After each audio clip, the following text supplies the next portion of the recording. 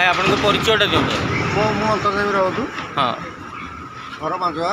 ହଁ ଯୋଉନ ଗଲେ ପ୍ରଥମେ ସିଏ ମାନେ ବୃନ୍ଦାବନ ସାହୁ। ବୃନ୍ଦାବନ ସାହୁ ହଁ ପ୍ରଥମ ଯୋଉନ ଗଲେ ତାଙ୍କୁ ଇନଫର୍ମ କଲି ସେ ହେଉଛି ସେ ଲୋକ ଯାଉଛନ୍ତି ହଁ ତାଙ୍କୁ ଆସିକି ନେଇଯାଉ। ଆଚ୍ଛା ସିଏ ଗଲେ ହେଉଛି ଗଲେ ସେ ତାଙ୍କୁ ଯାଉଛନ୍ତି ଯାଆନ୍ତୁ ଆମେ ତ ତାପରେ ମାନେ ଘର ଲୋକ ଇଣ୍ଟରେଷ୍ଟ ନେଇ ନଥିଲେ ତାଙ୍କୁ ଉଦ୍ଧାର କରିବା ପାଇଁ ସେଦିନ, କେହି ଯାଇନାହାନ୍ତି। କିନ୍ତୁ ହଜିଗଲା ପରେ ସେମାନେ ମିସିଂ ରିପୋର୍ଟ ତ ଦେଇଛନ୍ତି।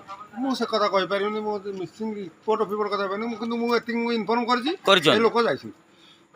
କିନ୍ତୁ ଘର ତରଫରୁ କିଛି ସେମିତି ସାଙ୍ଗେ ଫୋନ୍ ସାଙ୍ଗେ କରିଛି, ମୋ ମିସେସ୍ ଆସିକି ବି ତାଙ୍କୁ ଫୋନ୍ ଦେଇଛନ୍ତି, ସେ କଥା ହେଇଛନ୍ତି। ଏ ଲୋକ କ'ଣ ମାନସିକ ବିକାରଗ୍ରସ୍ତ ଲୋକ? ମାନସିକ ବିକାରଗ୍ରସ୍ତ ଲୋକ? ନା ନା ମାନସିକ ଆଗରୁ ତ ଭଲ ଥିଲେ, ତାପରେ ଏବେ ହେଉଛି ସିଏ ହେଉଛି 4 ମାସ ହେଲା, 4 ମାସ 5 ମାସ ହେଲା ସିଏ ଘର ଭିତରେ ରହୁଛନ୍ତି। ମାନସିକ ବିକୃତ ଅଛନ୍ତି, ମାନେ କିଛି ଗଣ୍ଡଗୋଳ କରନ୍ତି। ଗଣ୍ଡଗୋଳ ତ ଆଗରୁ ଯାହା ଗଣ୍ଡଗୋଳ କରୁଥିଲେ, ଏବେ 5-6 ମାସ ହେଲା କିଛି ଗଣ୍ଡଗୋଳ ନାହିଁ। ଖାଇବା ପିଇବା କେମିତି କରୁଛନ୍ତି ସେ ଆମେ ଏ କଥା ସିଏ ତାଙ୍କ ଘର ଭିତରେ କ'ଣ ଦେଉଛନ୍ତି ଆମେ ଜାଣିନାହାନ୍ତି।